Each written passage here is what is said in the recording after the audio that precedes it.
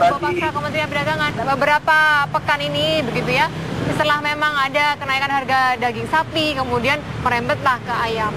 Sekarang merembetlah mulai ke kambing. Begitu juga kalau kita melihat tomat. Ini tomat harganya anjlok Pak, 200 sampai 400 rupiah per kilo. Iya. Di mana Pak peran Anda? Di mana peran Kementerian Perdagangan ini? Jadi kami sudah melakukan koordinasi dengan Kementerian Pertanian dan juga lembaga-lembaga kementerian yang lain, Bu. Kita sudah melaksanakan dari pertemuan hari Kamis yang lalu, ya. Hari Kamis yang lalu tanggal 12 dan juga tanggal 13 untuk membahas mengenai masalah tomat. Kita mendapatkan informasi bahwa memang harga untuk tomat sayur itu di tingkat petani jatuh ya di bawah 500 dan juga tomat buah di bawah 1.500. Jadi sebenarnya kita sudah melihat dan kita berkoordinasi juga dengan Kementerian Perindustrian dan lain-lain bagaimana untuk melaksanakan. Pertama yang kita sudah lakukan pada saat 17 Agustus yang lalu dan melalui gerakan pembelian tomat untuk meningkatkan kesejahteraan petani. Jadi kita juga melakukan penjualan dari petani yang dari Garut dan dari beberapa daerah Sukabumi dan sebagainya, menjual tomat di kantor-kantor instansi pemerintah seperti Kementerian Perdagangan, Perindustrian, dan Kesehatan. Itu yang telah kami lakukan untuk jangka pendek, Pak. Ya, Pak Robert, saya Arif, Pak. Dengan Pak tidak Arif. mengurangi rasa hormat kami terhadap kebijakan yang sudah dilakukan ya, Pak ya.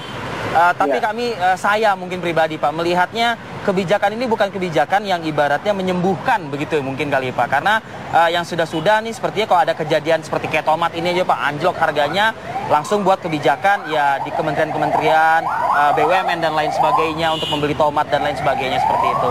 Bagaimana Pak sikap kita terhadap para mafia, para korporasi begitu? Karena tadi kami mendapat pandangan pencerahan dari Iksanuddin Nursi bersama kami pagi ini, Pak. Ini sampai kapan negara ini akan terus diatur oleh korporasi, oleh mafia, Pak?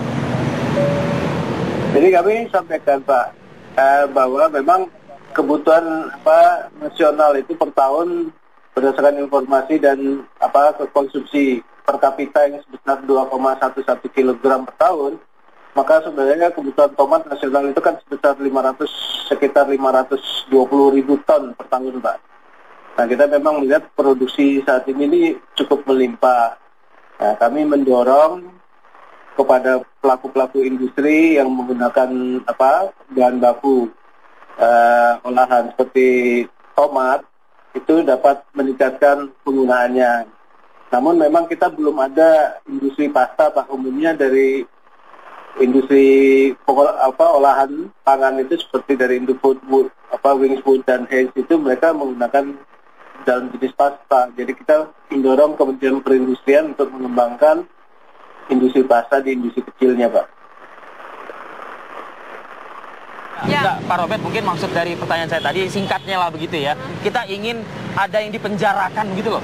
Kita ingin ada yang dipasalkan hukum, ada yang dihukum begitu, Pak. Terkait dengan ulah-ulah yang merugikan masyarakat dan merugikan juga para pedagang. Kasihan, Pak. Mereka harus saking sakit hatinya, Pak. Mereka ngebuang tomat di selokan-selokan di pinggir jalan. Kesannya udah nggak ada lagi harganya, begitu loh. Kalau masalah tomat ini, Pak, ini hanya terkait dengan masalah overproduksi, Pak. Kita melihat gitu, Pak. Jadi memang benar-benar overproduksi, ya kalau dilihat hampir 300-400 ribu ton overproduksi. Karena di masyarakat kita kadang melihat pada saat harga naik, semua berusaha untuk menanam itu. Nah, pada saat yang kita khawatirkan, pada saat overproduksi seperti ini, nah ini memang kita bersama dengan Kementerian Pertanian terkait dengan pola produksi, Pak, pola tanam gitu, Pak. Itu yang perlu dilihat. Kalau dari tomat kami tidak melihat ada sementara ini ya, Pak, unsur kesengajaan untuk menjatuhkan harga itu, Pak. Kalau overproduksi, Pak, sebenarnya bisa diatur dengan pendistribusian yang memang sudah tepat ya, seperti itu ya. Ketika memang tomat mungkin ini... Mungkin sih, kita juga bukan ahlinya ini kan. Ini saya orang awam, seperti itu menilainya. Kalau Bang Nursi, silakan menanggapi Pak Robert. Mau silaturahim boleh loh sama Pak Robert. Kalau logikanya overproduksi, itu artinya tidak pernah ada pengaturan di hulu. Ya. Berapa yang mesti ditanam, kemana saja ditanam, masa tanamnya berapa gitu ya. Sampai akhirnya pasokan tuh diterima pasar. Tanam aja, syukur-syukur Pemerintah ditanam, harus syukur-syukur enggak. Ini artinya kan gini, ini soal data, soal angka, soal luas lahan, soal jumlah petani, supaya petani menanam terus diterima pasar, diterima oleh kondisi pasar, oleh hilirnya. Artinya hukum pasarnya memang bergerak dalam rangka memberikan informasi di hulu. Kalau tadi Pak Robert bilang ini memang overproduksi, berarti oversupply kan? Pertanyaan besarnya oversupply, pemerintah ngapain sampai akhirnya mereka oversupply? Itulah pertanyaan. Yang ngatur distribusi siapa? Nah, yang ngatur distribusi mestinya perdagangan. Ya kan? Perdagangan bersama yang namanya Bulog. Bulog juga ngatur stabilisasi harga. Tapi Bulog kan tidak masuk ke tomat karena Bulog tidak cukup punya khususnya. Maka perdagangan dengan boleh sendiri, perdagangan dengan Kementerian Pertanian. Kementerian Pertanian dengan juga perindustrian, karena tadi udah disebut ada berbagai perusahaan food tadi gitu ya. Memang sudah memasok dirinya sendiri, punya lahan sendiri dan punya kontrak farming yang saya bilang petani jenis kedua, gitu ya. Ini kan yang korban petani jenis ketiga yang tidak punya apa-apa sehingga pasokan cuma kayak gini kelebihan gitu posisinya. Itu artinya pemerintah tidak hadir dalam rangka itu bagi petani-petani yang tadi nggak ngerti pasar kayak apa gitu. Ini kan kelangkaan informasi. Sekarang saya tanya, bagaimana sesungguhnya Kementerian Perdagangan memberikan informasi tentang harga kepada petani itu? Kan mereka nggak punya sistemnya gimana? Ada nggak Pak? Pak Robert ada nggak Pak? Dijawab Pak Robert, silakan. Informasi Pak, kita selalu menyediakan sistem informasi harga Pak. Bapak bisa lihat di websitenya Kemendak juga kita siap dan sebagainya. Kita juga punya dalam arti menginformasikan kepada masyarakat, kita menginformasikan ke pasar-pasar. Kita dekat dengan para pelaku di mana kita mendapatkan setiap hari itu kita informasikan harga. Memang di sini perlu kita tahu Pak, mengenai tomat ini sendiri belum masuk sebagai barang kebutuhan pokok Pak. Jadi ada barang yang dalam barang kebutuhan pokok itu seperti kambing, beras dan sebagainya, gula itu masuk barang kebutuhan pokok. Memang tomat ini masih belum Pak, sehingga ini memang kita melihat ke depannya pengaruh terhadap inflasi dan kebutuhan masyarakatnya, Pak. Saya kira Anda betul kalau perspektifnya dilihat dari tomat. Tetapi jangan salah, hampir tiap provinsi di Indonesia yang punya gunung berapi, itu menghasilkan tomat. Luar biasa ya? Itu tomat. Jadi apakah itu tomat sayur, apakah itu tomat buah, sama aja itu posisinya. Pokoknya yang ada gunung berapi pasti melahirkan. Karena pasti subur kan begitu. Karena subur posisinya. Artinya sesungguhnya walaupun dia belum termasuk ke hajat hidup orang banyak, gitu ya. Mestinya pemerintah juga punya perhatian. Dalam bahasa yang lain, inilah tugas pemerintah menstabilkan harga. Saya berkali-kali juga di TV One bilang, price stability is public goods. Stabilitas harga adalah hajat hidup orang banyak. Ketika komoditas-komoditas yang kemudian memang berpengaruh minimal pada kuasi hajat hidup orang banyak, maka pemerintah mestinya hadir di sana. Kuasi, apalagi sampai sepenuhnya public goods. Kuasi saja mesti hadir. Baik. Tomat kita bilang kuasi public goods gitu loh. Kasihan ya kalau semuanya public goods ya? Iya dong, rusak semuanya. Itu. Artinya begini, kalau kita mau lihat apa yang diakui, ini saya kira Pak Robert jujur. Ada kejujuran bahwa pemerintah memang belum mengatur tomat sedemikian jauh posisinya. Kenapa? Karena dia lihat 14 hanya ada undang-undang perdagangan cuma 14 komoditas. Sekarang persoalan besarnya begini, bagaimana cara menolongnya kan gitu. Menolongnya adalah akurasi pada pasokan, akurasi pada produksi gitu. Bukan berarti ini karena memang bukan kebutuhan pokok sehingga dikesampingkan seperti itu ya? Iya, saya mikir sama Anda.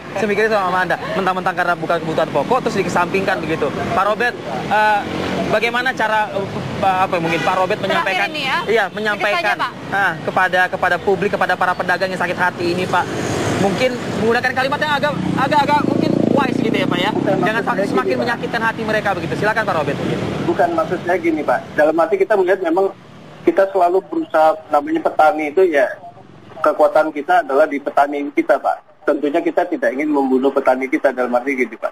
Jadi memang kita melihat bahwa ada sektor hulu yang perlu diperbaiki dalam hal pola tanam dan sebagainya. Kita tahu bahwa untuk kebutuhan nasional sementara ini dengan konsumsi tomat per kapita sebesar 2,11 kg per tahun itu sejumlah 916.000 ton.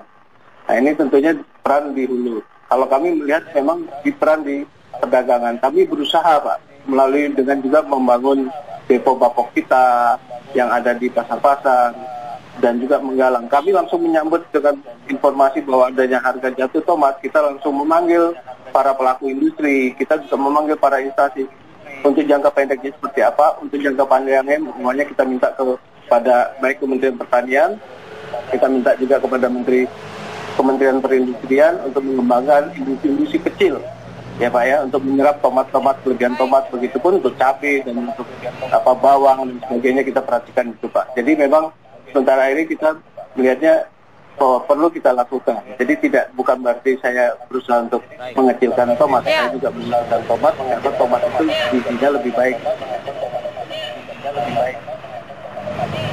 Oke, saya butuh statement dari Bang Nursi menanggapi ini, tapi nanti ya ditahan dulu.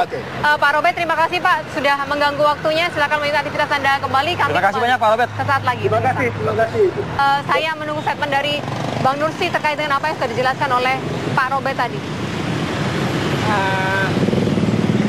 Kalau dia menyelesaikan di hulu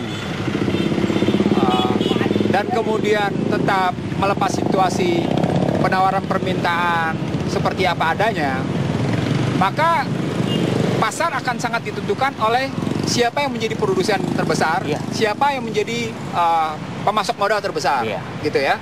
Dan dia menentukan harga dalam istilah liar ya bisa jadi ya. Dia dalam istilah pasar modal namanya ada price maker. Ada pembentuk harga, penentu harga di situ, price maker, gitu ya. Nah, para pemain-pemain besar ini memang penentu harga, sama seperti sapi kemarin, mereka penentu harga jadinya. Di komoditas di mana korporasi besar adalah pemain-pemain utamanya, Anda tidak bisa mencegah kekuatan ini. Disitulah kemudian peran negara harus hadir, supaya tidak tunduk pada yang namanya kekuatan-kekuatan neoliberal, gitu loh.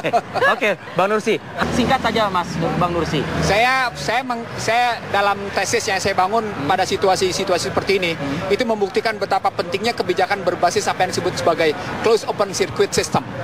Pada posisi Anda yang namanya kelebihan pasokan, kelebihan produksi, maka Anda melakukan kebijakan ekonomi terbuka. Artinya terbuka, Anda melempar semua keluar. Itu yang namanya open circuit system. Kan artinya pemerintah mendapat informasi ini kelebihan pasokan, kelebihan produksi gitu loh. Tapi begitu Anda namanya posisinya susah, Anda juga harus mengatur bagaimana tertutup supaya Anda tidak didikte gitu loh. Itu disebut dengan close open. Nah, kalau Kementerian Perdagangan baru hanya bicara seperti itu artinya kebijakan Kementerian Perdagangan di bidang luar negerinya belum sepenuhnya mengaplikasikan pertarungan ekonomi terbuka. Gitu loh logikanya. Artinya Anda belum siap sesungguhnya masuk ke dalam ajang persaingan bebas. Anda belum siap masuk ke namanya globalisasi. Menterinya top loh. Menterinya top kalau neoliberal kan susah juga jawabnya. Oke. Jangan berbicara persaingan bebas dulu Bang Nursi, setidaknya berbicara untuk menyelesaikan masalah dalam negeri. Nah, itu maksud saya. Jadi artinya ketika kita tahu ada tomat yang bakal kelebihan produksi, maka kita akan bilang, oke, kita lempar keluar. Itu open circuit system. Kita terbuka. Tapi begitu kita kekurangan pasokan, kita juga terbuka, tapi kita mesti tahu bagaimana kita tidak didikte. Nah, itu mestinya muncul. Itu ada kebijakannya di hilir. Hilir itu tergantung pada berapa, gitu loh. Cara ngelihat ini bukan ngajarin nih. Saya cuma pernah, karena ini gagasan saya sekian puluh tahun lalu dan kemudian terus berulang-ulang. Dan berulang-ulang dan pemerintah nggak saya lihat melakukan itu gitu loh. Artinya peran diplomasi itu jangan cuma diplomasi biasa. Ada diplomasi perdagangan, diplomasi macam-macam termasuk pertahanan gitu. Oke. Terima kasih Bang Nursi. Terima kasih Arif. Terima kasih Lini.